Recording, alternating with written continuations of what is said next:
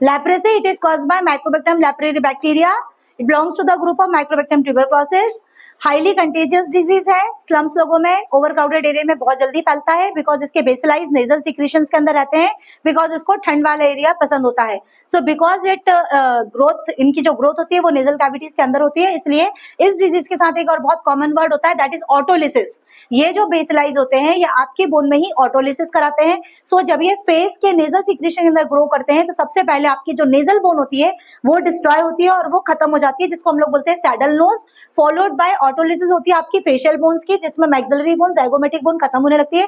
Typical एक changes आ जाता है चेहरे पे जिसको हम लोग बोलते हैं लियोनिन फेसिस.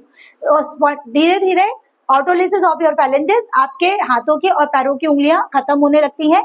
सो ये डिजीज एक टाइम के बाद बहुत क्लियर कट दिखने लग जाती है.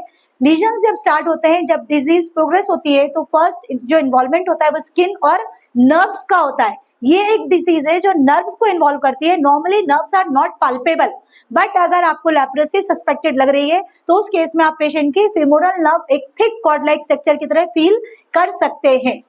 अगर इन हाइपोपिगमेंटेड पैचेस स्किन पर आते हैं which are insensitive to touch, because ये पेरिफेरल नर्व्स को इन्वॉल्व करती है, टच और पेन इसमें ये सेंसेशंस खत्म हो जाते हैं. सो कोई भी हाइपोपिगमेंटेड पैचेस जिसमें कि अगर पेन नहीं है तो वो लेप्रोसी का हो सकता है. स्क्रीनिंग टेस्ट करने के लिए एक टेस्ट होता है लेप्रोमिन टेस्ट, बट ये lepromin test depends on your immunity.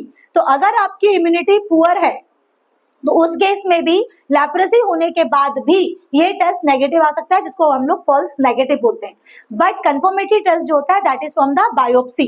Biopsy लेके कंफर्म करते हैं. अगर बेसिलाइज बहुत कम निकलते हैं तो उसको पॉसीबेसिलरी बेसिलरी बोलते हैं, बहुत ज्यादा निकलते हैं तो मल्टी बेसिलरी लेप्रोसी बोलते हैं. सो पॉसीबेसिलरी या मल्टी बेसिलरी ड्रग सेम रहती है, बट दोनों के चेंजेस में डिपेंड करता है ड्यूरेशन, कि आपको कितने दिनों की मेडिसिन इसको कंटिन्यू करनी होती है. सो द ड्रग्स, लेप्रोसी में ड्रग्स क्या चलती हैं? First is most important dapsone, the another name is DDS, diamino diphenyl sulfone. Second is clofazimine. Third one is rifampicin, that is an anti-tubercular drug, and fourth one is antibiotics like ofloxacin and clarithromycin. Most important drug is Dapsone, जो तुम्हें सिर्फ leprosy में मिलेगी और कहीं नहीं मिलेगी. So Dapsone, because as the name suggests, it belongs to sulfur group, so hypersensitivity reactions are more common. तो check start करने से पहले hypersensitivity reaction को check करना होता है.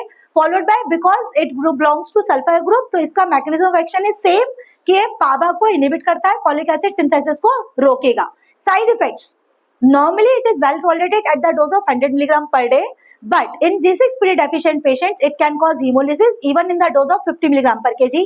Number 2, it can cause gastric trouble, epigastric pain, nausea, vomiting are more common.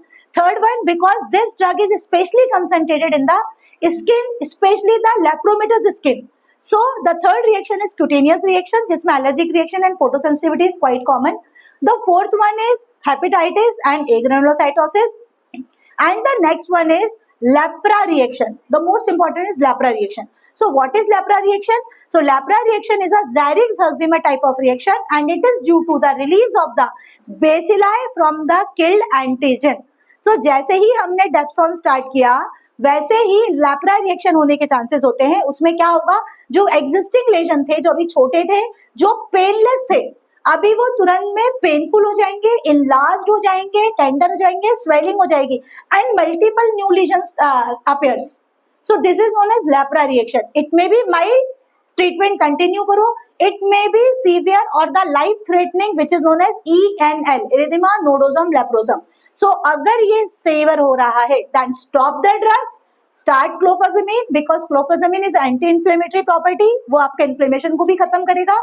And for the lepra reaction, the treatment of choice is chloroquine, that is anti-malarial drug, and the thalidomide.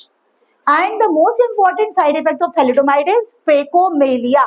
उसमें seal like baby होता है, कि अगर pregnant lady को आपने thalidomide दिया तो seal like baby होगा, जिसका head, neck, chest and abdomen normal रहेगा, but upper limb and lower limb छोटे छोटे से seal like रहेंगे. So that condition is known as phacomelia. So that is the reason the thalidomide is absolutely contraindicated in pregnancy. But for the lepra reaction, the treatment of choice is clofazimine, chloroquine, thalidomide, and of course the corticosteroids. That is the life-saving drug.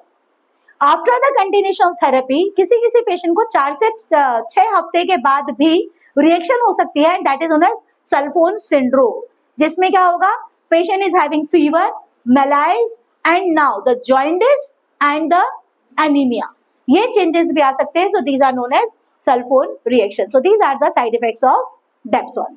Thank you.